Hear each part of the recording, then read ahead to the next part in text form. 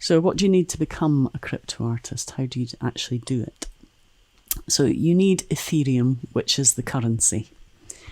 And the way that I look at it is, if I go to Belgium, I need to buy euros. If I need to go to America, I need to buy dollars. If you want to get into crypto art, you need to buy Ethereum.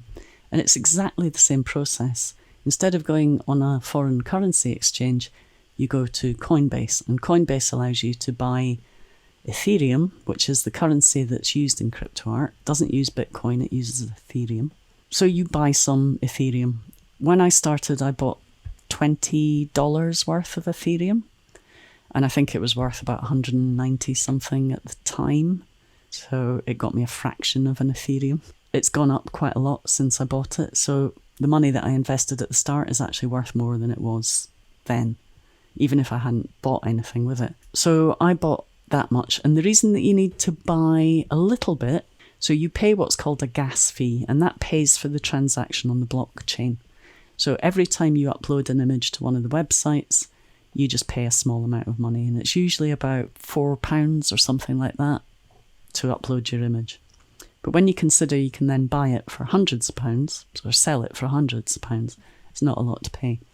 So you just need to sign into Coinbase, buy some Ethereum, and then the next step is to get a wallet to put that digital currency inside. And this is really important. Your money needs to be secure. You can get a hardware wallet, which looks like a little USB stick, and you can put it onto a hardware wallet, and that way it's not online. If you had thousands of pounds worth of Ethereum, then I would say yes, put it in a hardware wallet, because you don't want to keep all of that online. You do risk losing it, but as long as you've got a really secure password, you should be fine. The best and easiest wallet to use is called MetaMask, and this is like a little extension to your web browser. So it appears when you go onto your web browser and you visit a website that uses Ethereum, and you just click a sign button and it will authenticate you to get into that website. It's not on the dark web or anything, it's on the normal internet. So it's literally in Firefox or Chrome or whatever. So you install that, it takes 2 minutes. And then once you've installed it, you go back to Coinbase and you transfer the money into this wallet. You see up at the top it says account 1, and you can see a number underneath that account. That's your address. So when you go to Coinbase, you just give it that address and it will put the money into your wallet. And then you can buy stuff with it and send stuff. And it also lists anything that you've collected in there. So that's MetaMask. I've also got some tutorials to send you to if you want to take it further. Then, well, assuming you haven't already made art, you would make some art. And then you upload it to a crypto platform. And that's it. Then you're a crypto artist. So we're going to talk a little bit about the platforms. There are several different crypto art platforms. And a platform is basically just a website which gives you everything that you need to be able to load your artwork up, buy and sell artwork. So almost like eBay for crypto art, except it's probably more stylish. There are several different ones, depending on what you want to do. So there are a couple that are open, non-curated platforms, so you don't need to apply to get on these. You just literally create an account and start uploading stuff. And the most famous one is Rarible, and this is my account on Rarible. And you'll see it just looks like any other website, but instead of logging in with a username and password, when you go onto this website, it will open up MetaMask and ask you just to sign to say, yes, I'm entering an Ethereum website. So it serves as an authenticator, the blockchain, as well as a way of exchanging money. So it doesn't cost you anything to go onto Rarible. All you do is use the MetaMask to authenticate you to say, yes, I am Angie Taylor and I'm a real person. And you can see there I've got a tick beside me, which means I'm a verified artist. So all of the art that is on my page is authenticated as original and mine.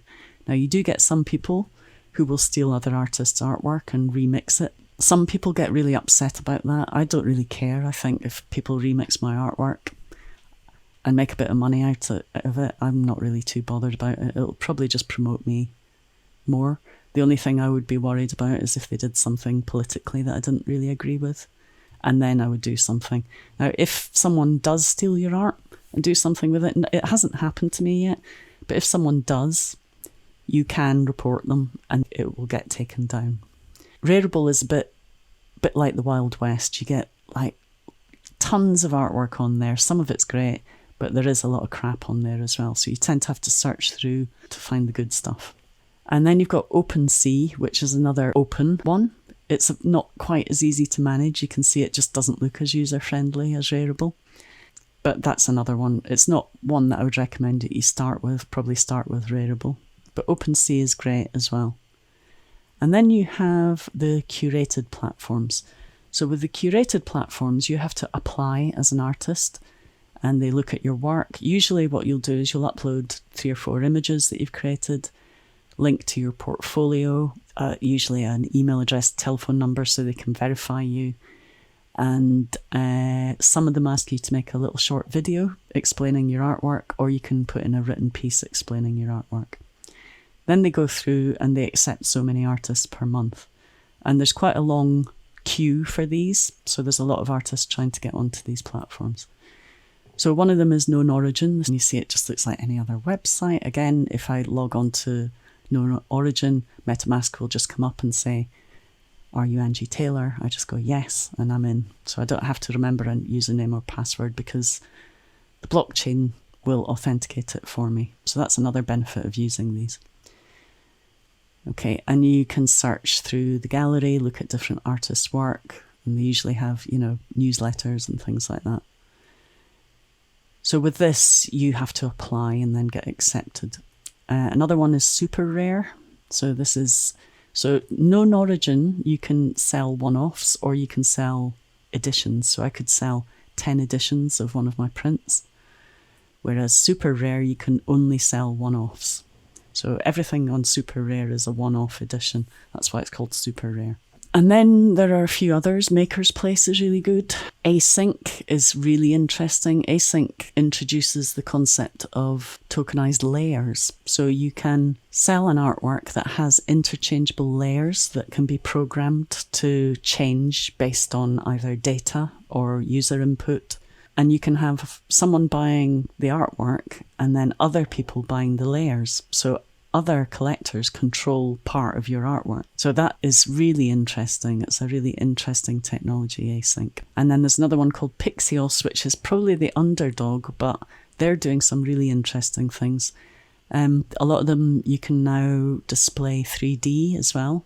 So you can tokenize 3D models, and Pixios are working on tokenizing VR experiences as well. And then we've got resources. So this is the link to the tutorials and some lectures on crypto art that you can use as well. And then finally, that's my website.